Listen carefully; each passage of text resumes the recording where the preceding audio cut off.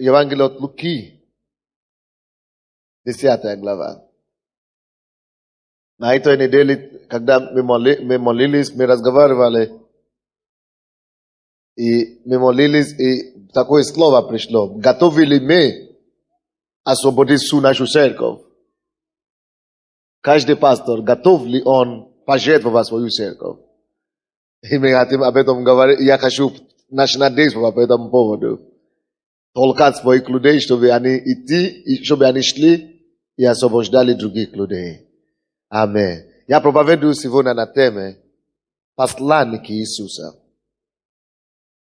Посланники Иисуса. Посланники Иисуса. Тема проповеди. Евангелие от Луки, 10 глава, с 1 по 3 стихи. После этого избрал Господь и других 70 учеников и послал их по 2 перед лицом своим во всякий город и место, куда сам хотел идти. И сказал им: жатвы много, а делателей мало. Итак, молите Господина жатвы, чтобы выслал делателей на жатву свою. Идите, я посылаю вас, как агнцев среди волков. Мы знаем жизнь Иисуса. По крайней мере, мы читали о жизни Иисуса в Евангелиях. Правда? Кто-нибудь читал об Иисусе?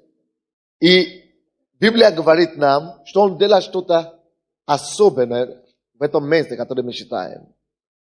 Написано, Он избрал 70 учеников и послал их по 2.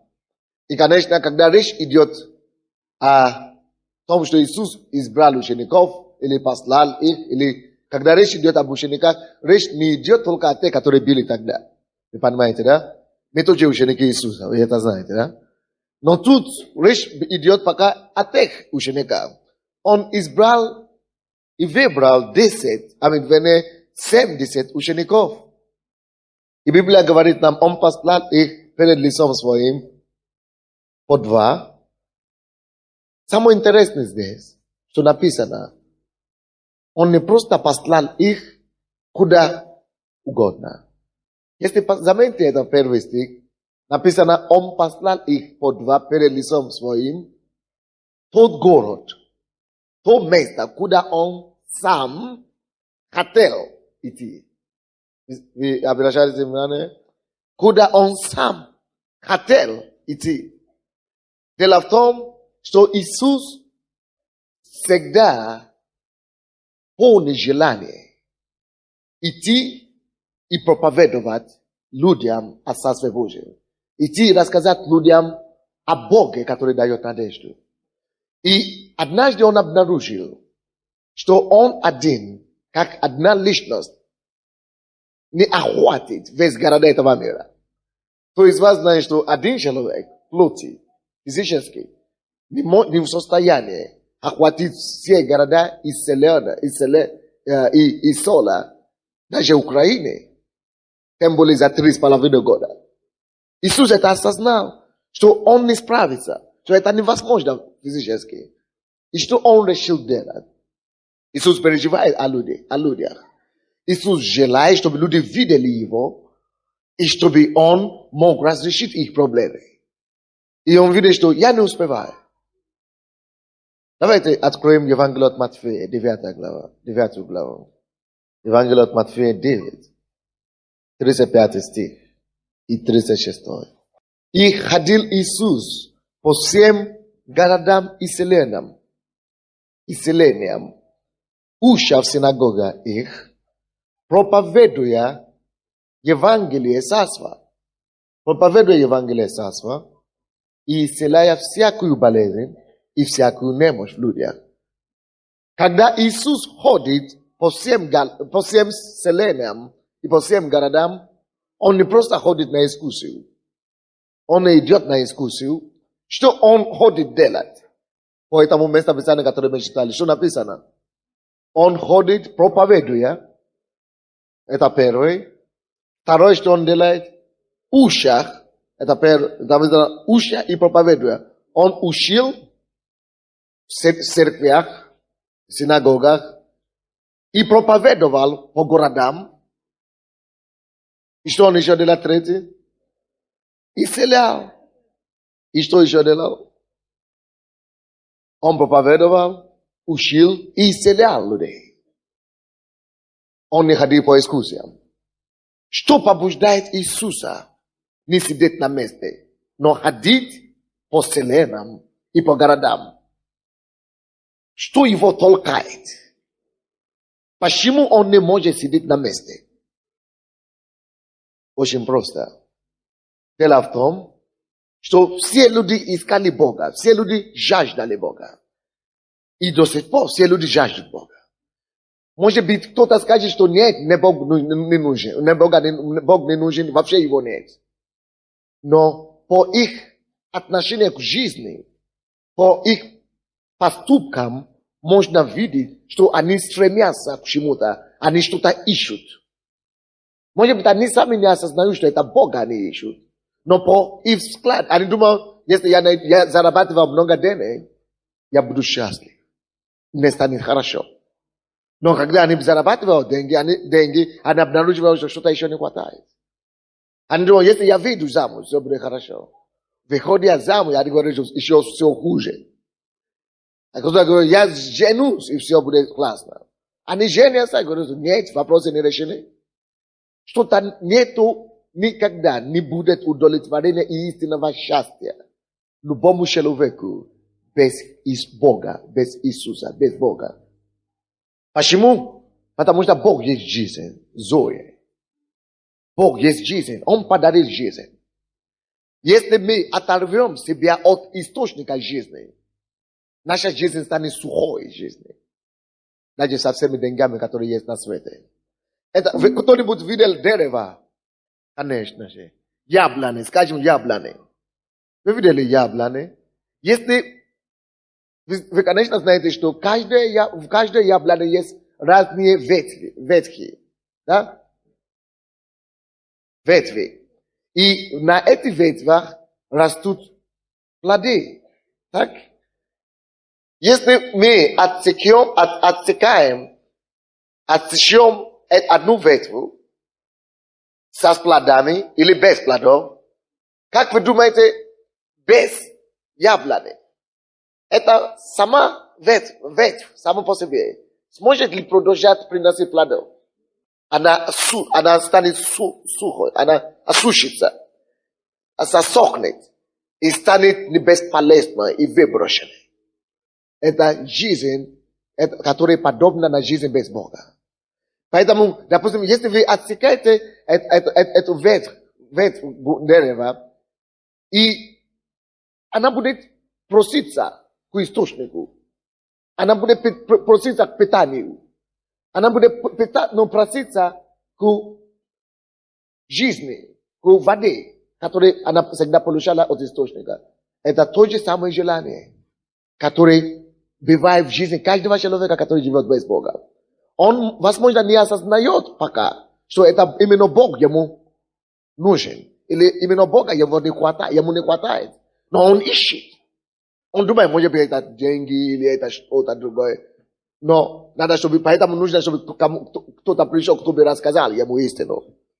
Что нет, тебе надо быть восстановлен к Отцу, Создателю. Тебе надо вернуться домой.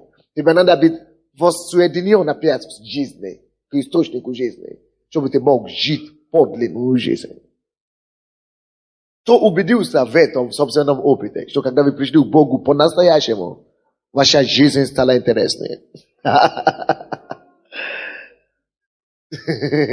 Дело в том, если вы это еще не пережили, дело в том, что вы не сможете это пережить, пока вы не попробуете лучшую жизнь. Вам надо это попробовать Бога, прежде всего, прийти к Нему искренне, прежде чем убедиться в том, что жизнь с Ним лучше, чем без Него. Видите, люди, которые думают, что они уже хорошо живут, они думают, что мне все хорошо, и без Бога мне хорошо. Это потому, что они еще не пробовали Бога. Не важно, как тебе хорошо без Бога. Когда ты придешь к Богу, ты обнаружишь, что тебе было плохо раньше. Ты просто не знал. Ты обнаружишь, что в сравнении с этой жизнью, которая есть с Богом, это ты жил вообще безобразную жизнь. Иисус знал, что нету жизни без Бога. Поэтому Он ходил. Он знал, что именно Он был послан от Бога, чтобы показать жизнь эту. Он написано от Иоанна 14:6. Иисус говорит, я есть жизнь. Я есть путь. Я есть истина. Он не лунатик, когда он это говорил. Он был уверен в том, что он говорил. Он был реальным. Он был искренним. И поэтому он ходил, он не мог успокоиться. Потому что он переживал за людей, которые не имеют эту жизнь. Он знает, что если они его не найдут, они не найдут жизнь. Поэтому Библия говорит, что Иисус ходил по всем вселенным, по всем городам, проповедуя Евангелие, прилагая людям жизнь, Бога. Иисус также знал, согласно Иоанна 1:14 или 18, что никто не мог найти и никто не найдет Бога никогда. Знаете, все ищут Бога, но Бога никто не может найти, если он не найдет Иисуса. Почему? Потому что написано, никто Бога никогда не видел, кроме единородного Сына Его, Иисус, который явил Бога. Иисус пришел, чтобы явить Бога. И вы знаете, все жаждут Бога. Все имеют жажда к Богу, стремление к Богу. Иисус знал, что только Он пришел, чтобы явить этого Бога. Поэтому Он не мог успокоиться. Как это Он может успокоиться, если Он знает, что именно Он есть ответ этому миру и сидит на месте. Вот почему Иисус ходил по городам, чтобы явить себя людям. Посмотрите, если вы увидите меня, вы увидите Бога. Если вы только примете меня, Бог войдет в вашу жизнь. Он это знал. После того, как он уже ходил несколько лет таким образом, пару лет, он убедился в том, что, слушай, братья, это бесполезно мне самому. Он убедился в том, что это бесполезно ему самому пытаться обходить или объездить все города и все села. Это соло, это бесполезно. Он не успеет. Тем более он знает, что у него только 3,5 года. И что он делал тут? Мы видели здесь, написано, что он выбрал 70 учеников. За ним следовало много людей. Но ученики — это люди, которые не просто следовали за Иисусом, но люди, которые уже как-то познали Бога через Иисуса. Которые познали Иисуса также. Иисус собрал их, молился за них, дал им власть. И говорил, написано, Он послал их туда, куда Он сам хотел идти. Что они сделают? Они жени Иисус. Они жени Иисус. Но, заметьте себе, Иисус поэтому что-то дал им. Чтобы куда бы они ни пришли, чтобы люди видели в них Иисуса. И это есть у нас сейчас тоже. То есть Иисус говорит, вот этот город, это село. Он говорит, Он послал их туда, все места, куда Он сам хотел идти. Он не просто послал человека, его представителя, а Он послал их с учетом того, что когда люди в этих городах увидят его, увидят этих людей, они увидят его через них. Вот. Это есть вся идея о христианстве. Почему мы называемся христианами сегодня? Что такое христианин? Христианин, почему мы называемся христианином? Христианин это тот, который приходит на место. И Иисус виден в нем, маленький Христос, который приходит, чтобы явить Иисуса. Теперь я задаю вам вопрос. Кто из нас на самом деле христианин? Если мы христианин, слушайте, наша первоочередная задача будет не просто называться христианином, или брать на себе штамп, или просто по наследству быть христианином. А нам надо понять, что такое христианин. Нам надо вникнуть в это понятие. Они первые назвали учеников христианами в Антиохии. И там они называли их только потому что эти люди похожи на Христа. Только потому что они похожи на Христа, Бог, люди видели, что мы не можем назвать их как иначе, как христиане. Братья и сестры, о чем я говорю? Кто знает, что эти 70 учеников уже умерли? 70 учеников. Они уже умерли. Иисус тоже уже умер. Но Он воскрес из мертвых. Эти 70 не воскресли из мертвых. И они не продолжают ходить сейчас. Они уже не ходят. Они уже на небе. Но Иисус воскрес из мертвых. И вы знаете, что произошло, когда Иисус воскрес из мертвых? Он воскрес из мертвых. И уже больше не жил в этом теле. Физическое теле. Он остается личностью, но в духе. Он есть дух. Как и мы тоже есть дух. Но что он делал?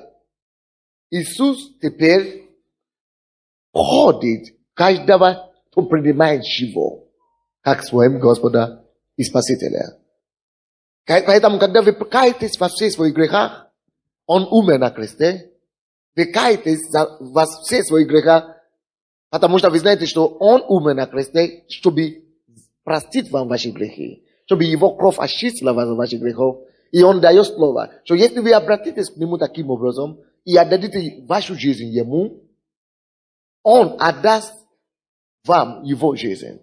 Каким образом? Он уже отдал, но Он войдет в воскресший Иисус. Не Иисус, который ходил по теле, но воскресший Иисус. Иисус, который воскрес в духе. Теперь, когда вы каете в своих грехах, вы принимаете Его в ваше сердце, Он входит в вашу душу, ваш дух. Чтобы жить в вас и идти и послать вас.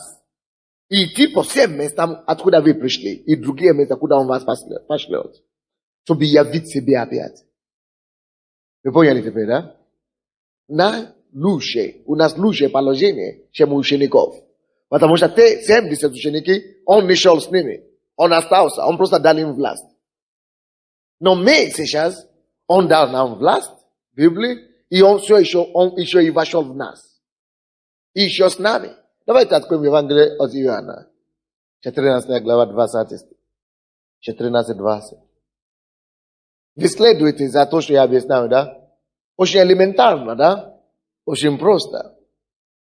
И не нужно, чтобы она была сложна. Но мы дойдем до нас скоро. 14-20. Тот день, Иисус говорит, тот день узнаете вы, что я в Отце моем, и вы во мне, и я вас. Кто принял Иисуса в свое сердце? Иисус говорит, что в тот день вы будете знать, что я вас. Но многие из нас, к сожалению, не знают, что Иисус в них. Или знают ошно так. Ну, так. Иногда, понаслышке. Но тебе надо это знать реально. Осознавать это каждый день. И ходить прямо буквально с ним. Чувствовать его присутствие. Почему это надо? Дело в том, что эти 70 учеников уже умерли. Если бы только им Иисус поручил идти продолжать его дела, тогда не дошло до нас веры. Но поэтому Бог теперь, Иисус, входит в сердце каждого человека.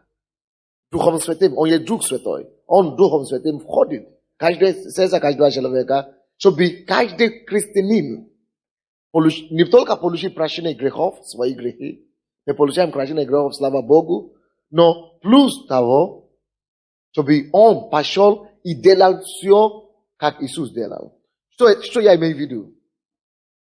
Иисус никогда не был первый, то, что мы видели от Матфея 9:35. Написано, Иисус ходил по всем вселенным. Когда я это читаю, о чем это говорит со мной? Вот почему мы должны читать Библию. И особенно Евангелие, Новый Завет. Слушайте меня. Когда вы читаете Евангелие и Библию, чтобы сравнить жизнь Иисуса, чтобы извлечь из жизни Иисуса, какая должна быть твоя жизнь. Напишите себе это. Не просто читайте Библию вот так, или Евангелие как историю. Перестаньте читать Библию как историю. Откройте Евангелие вот так. И когда вы читаете, допустим, Иисус ходил по всем Галилеям, по всей Галилее и по всем вселенным, вы говорите, ага, о чем это говорит со мной? Это показывает мне, он показывает мне пример. Если я христианин, маленький Иисус, какая должна быть моя жизнь? Что это значит ходить? Неужели я тут же должен ходить по всем городам и так далее? Нет. Речь идет о сути. Что Иисус делал? Он не мог стоять на месте, не рассказывать людям о той вечной жизни, которая есть в Боге. Он не может не рассказать людям о том, что есть путь, есть рай, есть ад.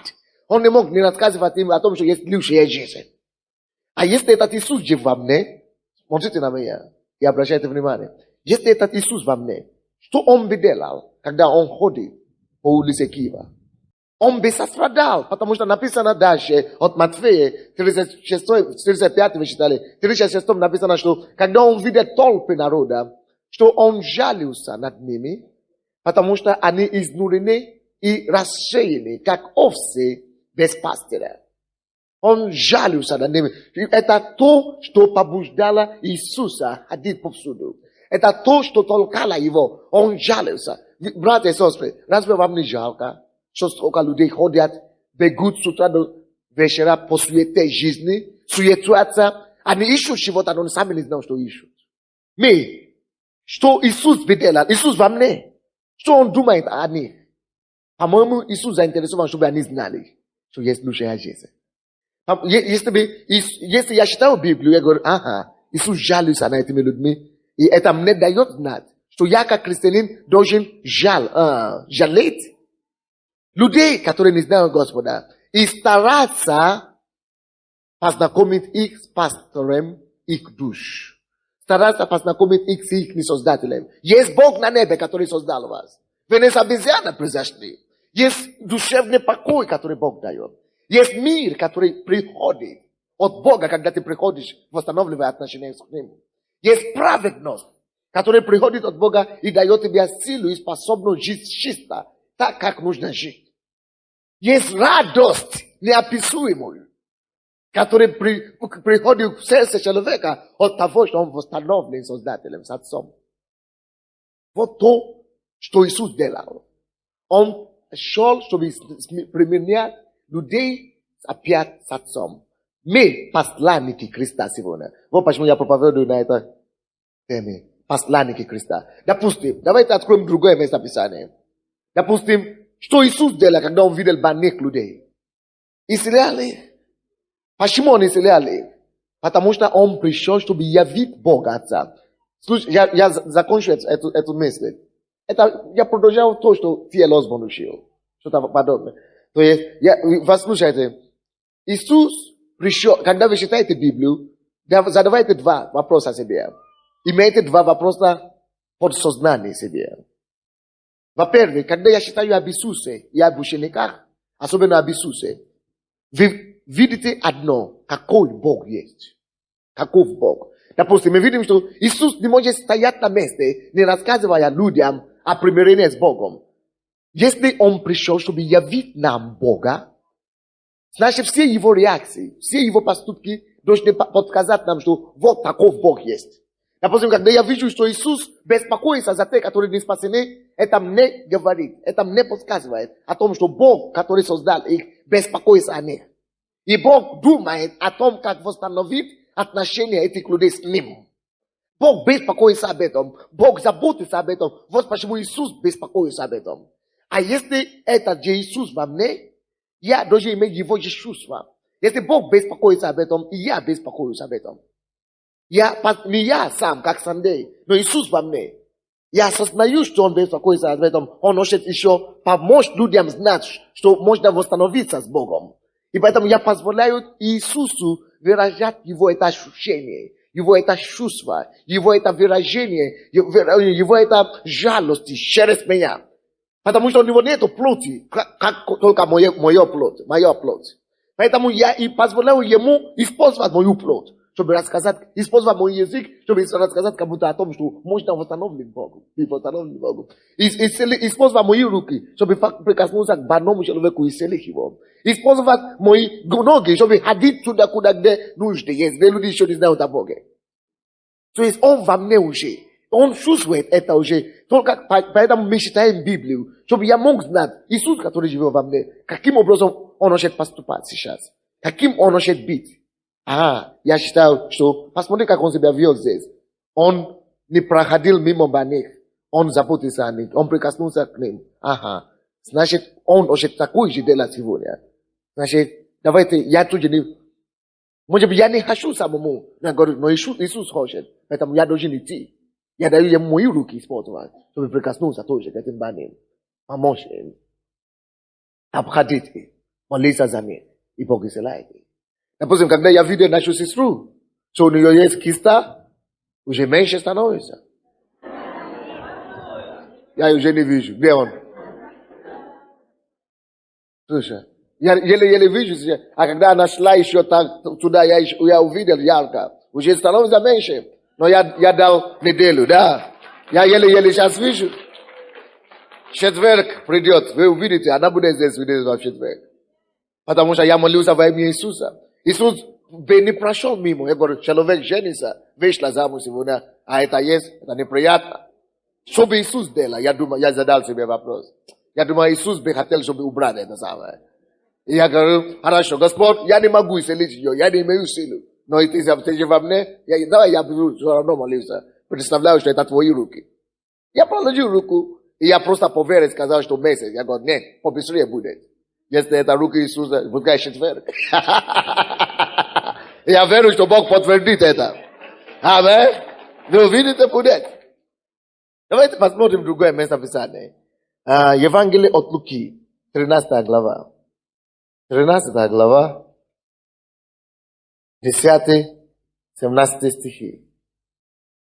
13 глава, кто-нибудь, кто может читать по-русски, идите сюда читайте.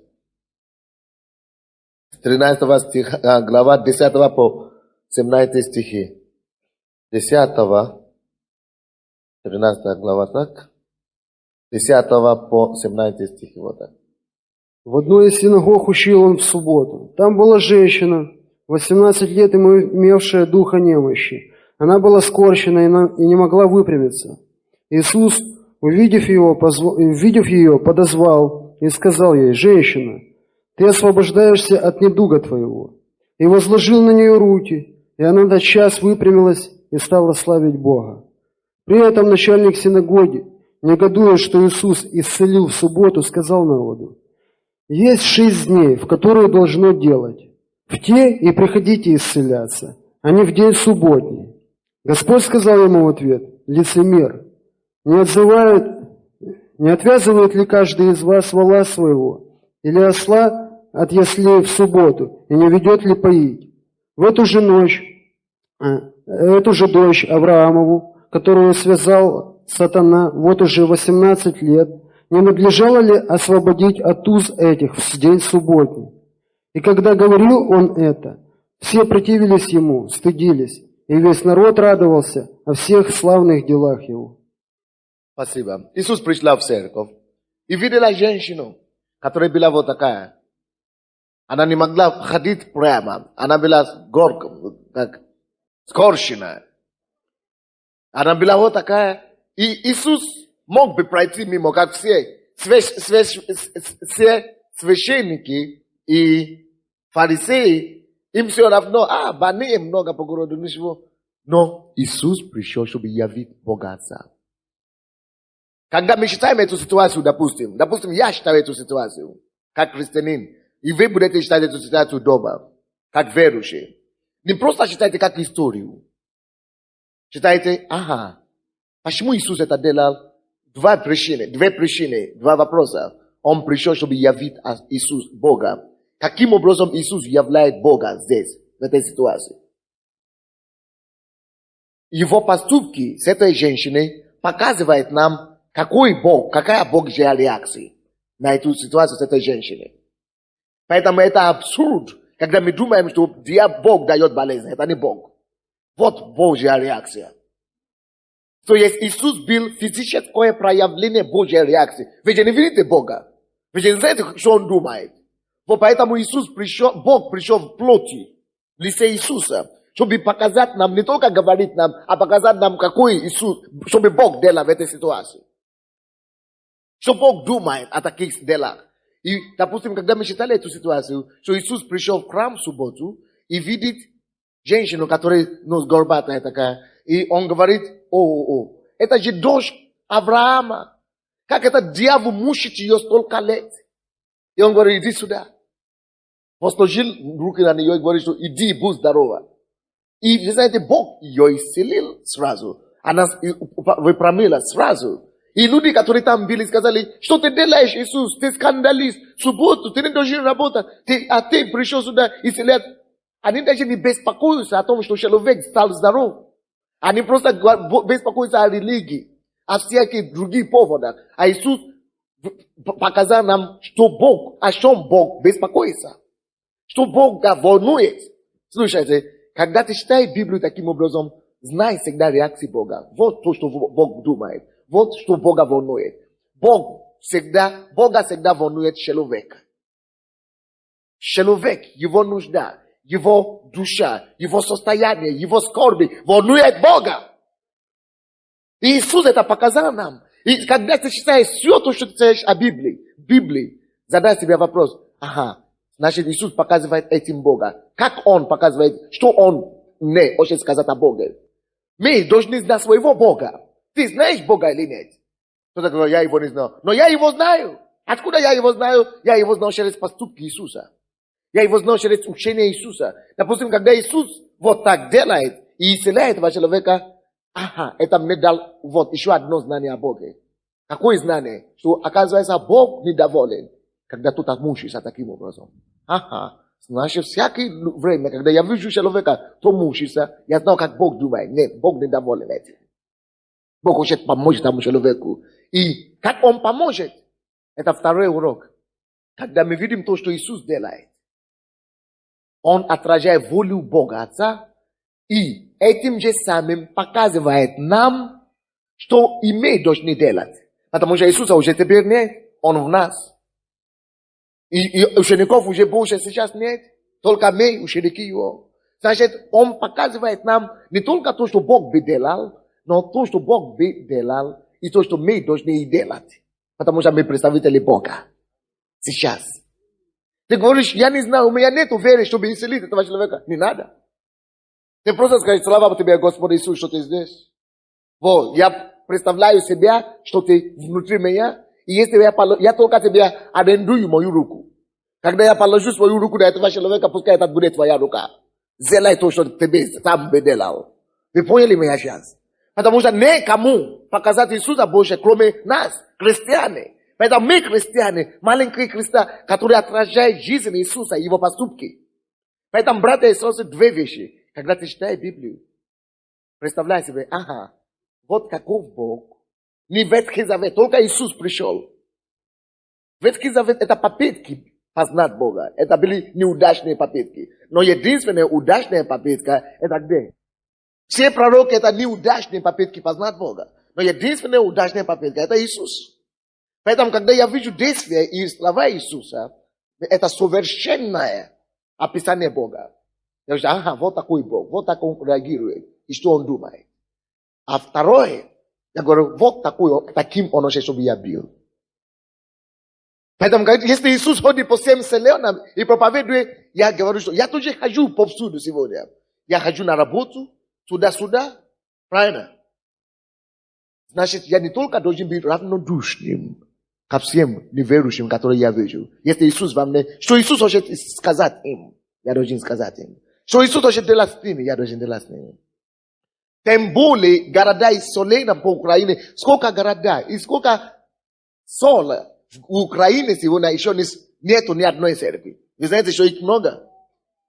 Если бы я был на вашем месте свой отпуск, я бы проводил в какой-то из подобных солах или городах, где нету живого Бога, где нету церкви, где люди не знают Иисуса. Потому что Иисус тебе, чтобы явить Бога через тебя, так как Иисус явил, как Бог явился через Иисуса. Таким же образом он хочет продолжать явить себя, но через христиан. Поэтому, братья и сестры, я бросаю вызов вам всем. Если у вас будет отпуск или свободное время, воспользоваться это, чтобы рассказать кому-то или ездить в то место, может, по вашим селам или вашим городам, где люди еще не знают об Иисусе. Просто показать им на реальное деле, какой Бог. И помочь им облегчать их боли. Какой интерес Бога? Бог хочет облегчать боли людей. Когда на него жаловались, на него обрушились. Что ты делаешь, Иисус? О чем ты себя думаешь? Говорит им, что? Он говорит, вы что, вы бессовестные. Вы жалуетесь вы лицемерие. Он так и сказал. Это его слова. Я думал, совестный была бы лучше. Но ничего. Это современный язык я использую. Он говорит, что вы лицемерие такие. Вы беспокоитесь о том, что субботу или если бы это же ваша овца упала в яму, вы бы чуть вытащили. Нам вам лицемерие, такой религии, религиозные, верующие называются. А я пришел, чтобы показать, что Бог бы делал. Бог заинтересован больше в человеке, чем в овцу. Бог бы исцелил. Вот почему Бог исцелил. Давайте посмотрим другую ситуацию. Евангелие от Луки тоже, 19 глава. Пускай кто-нибудь, кто может лучше читать по-русски, подойдет. Ты читал, как я. С 1 по 10 стихи. Кто-нибудь, кто разбирается. Кто разбирается, чуть-чуть лучше. 19 глава, с 1 по 10 стихи. Потом Иисус вошел в Иерихон и проходил через него. И вот некто именем Закхей, начальник мытарей и человек богатый, искал видеть Иисуса, кто он, но не мог за народом, потому что мал был ростом. И, забежав вперед, влез на смоковницу, чтобы увидеть его, потому что ему надлежало проходить мимо нее. Иисус, когда пришел на это место, взглянув, увидев его, и сказал ему: «Закхей, сойди скорее, ибо сегодня надобно мне быть у тебя в доме». И он поспешно сошел и принял его с радостью. И все, видя то, начали роптать и говорили, что он зашел к грешному человеку.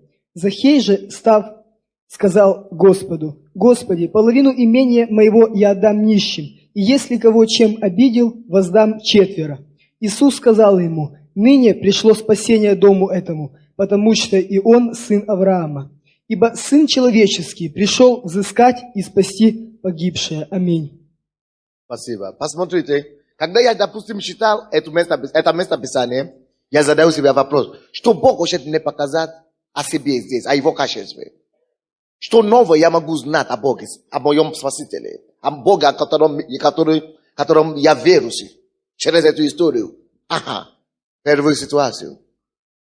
Вы заметили там, что этот человек хотел познать Иисуса и залез на дерево. И написано, что толпа людей окружает Иисуса, да? Толпа людей. Иисус не обращал внимания на толпу людей, а Иисус обращает внимание на дерево. И это мне говорит об одном. Бог уважает жаждущих людей. Люди, которые жаждут Его, которые хотят. Не только что они приходят в церковь. Хлопай, но не знаю. Молись, но не умею. Ну, я не знаю. Равнодушные люди Бог не уважает. Потому что вокруг него была толпа людей. Но Иисус все забил их, он взглянул через них на дерево. Ты настолько хотел меня видеть, что ты залез на дерево. Молодец. Все, уходите с дороги. Пускай он пускается. Ты пусти сюда. Я именно к тебе домой хочу идти. Именно к тебе хочу идти домой. Это мне говорит что-то о моем Боге. Значит, если я хочу иметь хорошие отношения с Богом, значит, я должен жаждать. Я должен стремиться. Я должен приложить силы. Я понял. Бог любит таких людей. Жаждущих людей. Иисус обращает внимание на них. Бог обращает внимание. Потому что Он полное отражение Бога. Значит, Бог так реагирует. Значит, Бог приходит в дом каждого, то вот так жаждущего. Потому что он сказал: я войду в дом твой сегодня. Зачем он это делал? Не потому что это человек богатый, но потому что он жаждал. Извините, здесь Есть женщина, которая предстоит операции по-женски. Вы пока не хотите, но вы знаете, что у вас операция ждет по-женски. Если это вы положите руку на себя, Господь уже исцелит вас. Я перебью, это просто Бог это мне сказал сейчас. Положите руку на себя быстренько. Эмбриом или что-то такое у вас. Именем Иисуса я запрещаю эти женские болезни. Я постановляю вам исцеление. Будьте исцелены и здоровы. Бог хочет вам здоров. Будьте исцелены во имя Иисуса. Вот, это показывает, что Бог реагирует на жажду. Братья и сестры, давайте начнем жаждать Бога. Тогда Он будет входить в наш дом пожалуйста. Это первый пример. Но когда Он пошел к Нему, люди начали жаловаться о том, что Иисус, ты несправедливый. Зачем ты оставил все эти бедные и ты залез к этому богатому? Ты потому что ты ищешь богатого. Нет. А Иисус говорит, слушай, они говорят, что он же грешник такой, как еще и какой. Начальник метра. Он же все грабил, налоговый начальник налоговой инспекции. Они же все воры. Это то, что они имели в виду. Это то же самое, как начальник бригадир мафиозников. Они же все через рэкетиры собирали все деньги. А Иисус говорит, вот, именно за такие я и пришел. Именно я не пришел для праведников, я пришел для грешников. Он грешник. О, как раз. Вы правильно сказали, что он грешник. Я согласен. Я не оспариваюсь с вами. Он грешник. Он пришел, чтобы показать Бога. Как Бог реагирует на грешников? Он отталкивает их, что это мафиозник, это кто-то еще, это бандит, или это кто-то никогда, чтобы ты не пришел в церковь никогда. Нет. Оказывается, так Бог реагирует, Он хочет больше спасать именно грешников, чем праведных. Проститутов, чем порядочных. Алкоголиков, чем гордые, самодовольные, трезвенники. Вы слушаете, да? То есть, что это, о чем это говорит мне? Это говорит мне о том, что, это мне показывает, каков мой Бог. Значит, Бог хочет, чтобы и я, как и Он, шел грешникам, шел тем людям, которые люди считают, что они недостойны, шел грязным, шел тем, которые люди не уважают, которые грешны все. Бог хочет идти к ним. Особенно, если они еще и жаждут Бога. Что Библия говорит нам, и что Библия показывает нам, братья и сестры, не считайте Библию просто так никогда. Первый вопрос, что он показывает мне о Боге? Что я новое могу знать о Боге, качество Бога, характер его. Вот как Бог мыслит. Теперь я знаю Бога. Ближе я знаю Бога. Библия дает вам познание о вашем Спасителе и Небесном Отцом. Если вы будете знать человека, вы сможете знать, как к ним подойти. Вы знаете, что ему нравится, что не нравится, как разговаривать с ним, что ему угождает, что его не угождает и так далее. Вот таким образом вам надо познать Бога, чтобы знать, как угождать ему.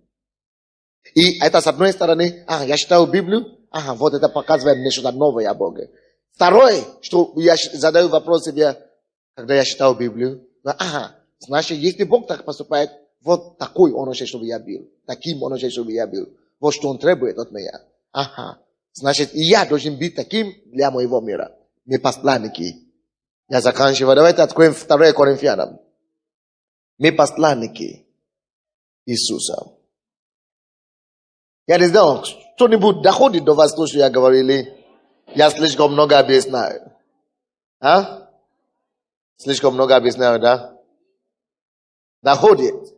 2 Коринфянам. Потому что я не хочу, чтобы вы начали, чтобы вы просто читали Библию попустую. Если честно, я тоже долго так читал Библию.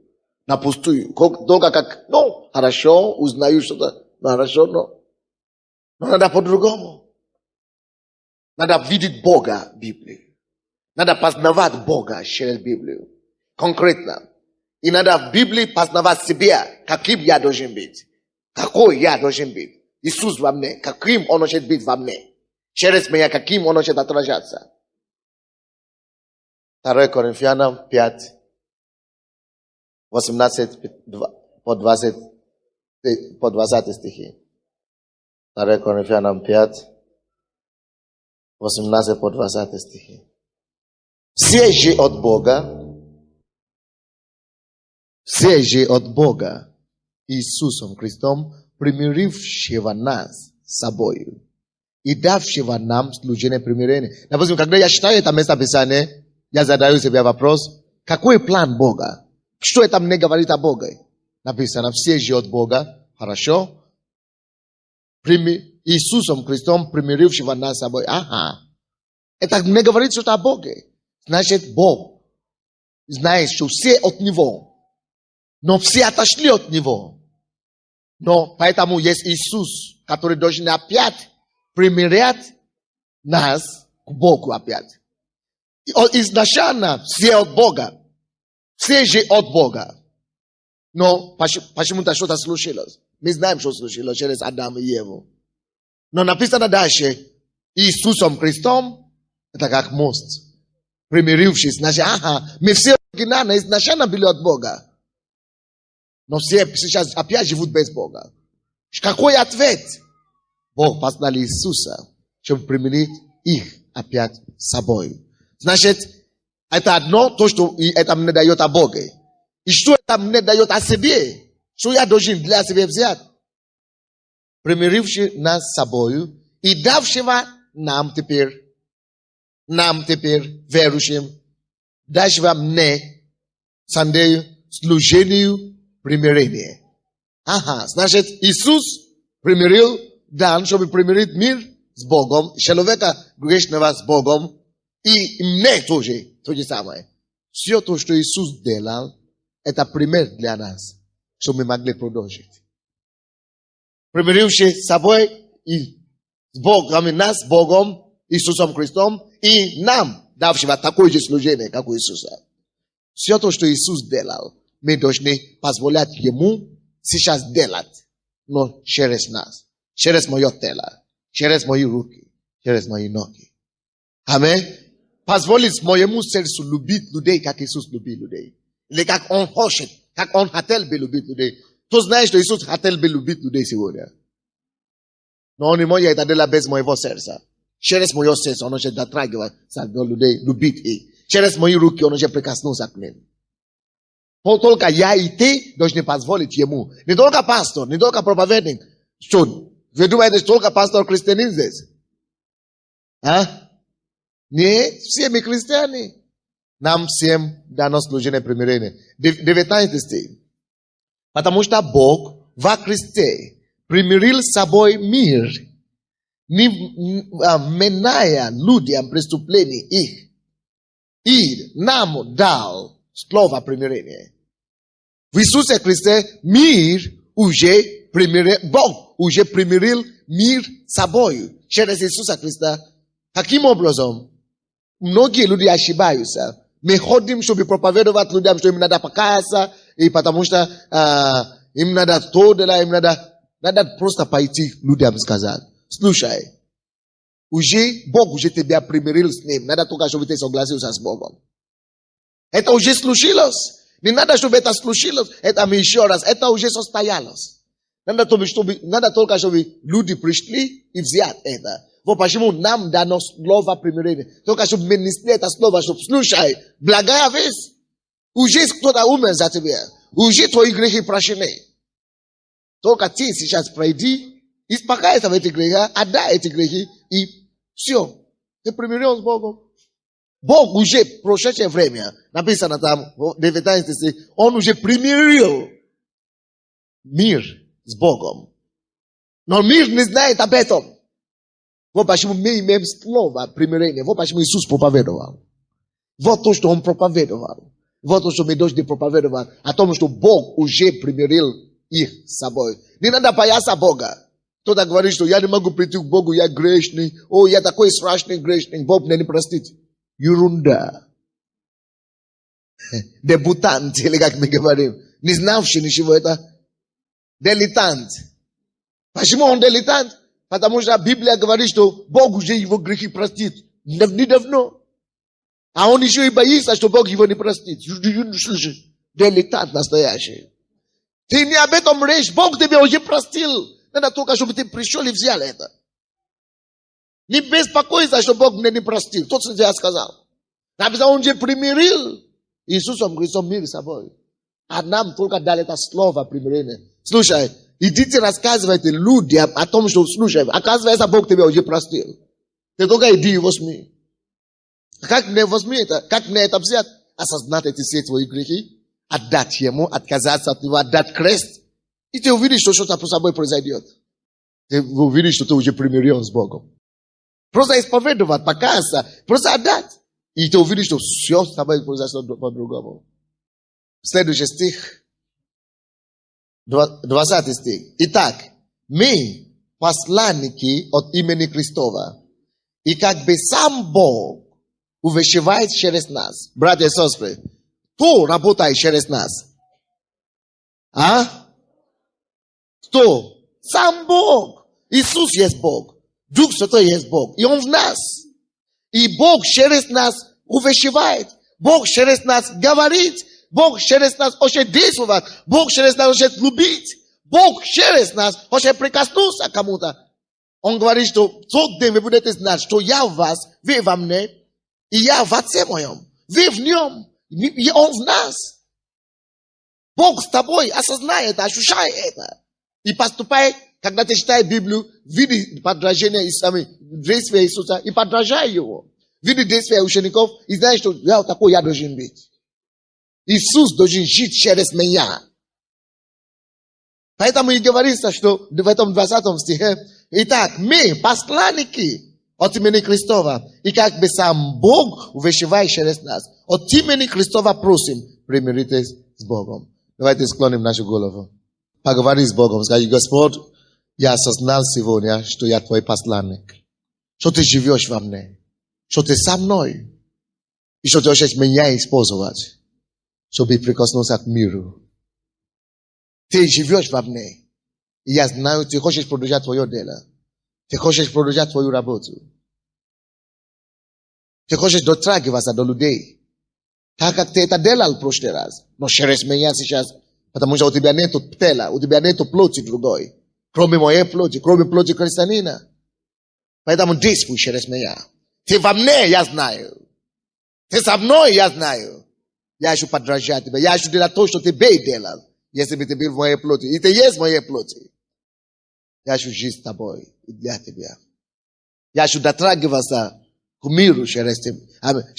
Чтобы ты дотрагивался к миру через меня. Поговори с Богом. Что ты хочешь читать Библию по-другому. Понимать Библию по-другому. Скажи Богу об этом. Я хочу видеть тебя всякий раз, когда я читаю Библию. Я хочу познавать что-то новое о тебе всякий раз, когда я читаю Библию. Я хочу познавать то же, что я должен делать, каким я должен быть. Что ты хотел, чтобы я делал, когда я читаю Библию. Поговори с Богом. Скажи, Господь, я теперь принимаю решение читать Библию по-другому. Видеть тебя, в твоих действиях, действия Иисуса, видеть Бога, познавать Его и принимать от Иисуса, какой я должен делать действие. Мы посланники Иисуса. Ходишь ли ты, раскрывая людям Иисуса? Ходишь ли ты повсюду, рассказывая об Иисусе всем людям? Или нет? Рассказываешь ли ты всем об Иисусе? Мы призваны явить Иисуса, Бога, который в нас живет. Любить, как Иисус любил этих больных. Он сострадал, он не мог пройти мимо них. Потому что Бог не может пройти мимо них. Скажи, Господь, я хочу быть такой сострадательный, как ты. Он не мог пройти мимо неверующих. Он сострадал их, и он жалился над ними. Скажи, Господь, я хочу иметь твое сердце, которое жалится над людьми. Над больными, над немощными, над неверующими, над грешниками. Господь, мы благодарим Тебя за это слово сегодня. Иисус, Ты в нас. Мы есть посланники от Тебя. Ты дай нам слово примирения, чтобы рассказать людям, что можно примириться с Тобой. Господь, дай нам это делать. Дай нам уходить отсюда. И каждый день, куда бы мы ни ходили, показать Иисуса через свою жизнь. Чтобы таким же образом, как мы видели Бога через жизнь Иисуса, чтобы все начали видеть Иисуса через наши жизни. Господь, отражайся через нас, действуй через нас, исцеляй через нас, поднимай через нас. Мы просим Тебя совершать Твое благие дела через нас. Мы есть Твои посланники. Точно как Ты послал 70 учеников, Ты посылаешь и нас сегодня на повседневную жизнь. И мы будем отражать Твою славу, Твою работу, Твою жизнь. Слава Тебе, Господь, за это. Во имя Иисуса Христа. Аминь.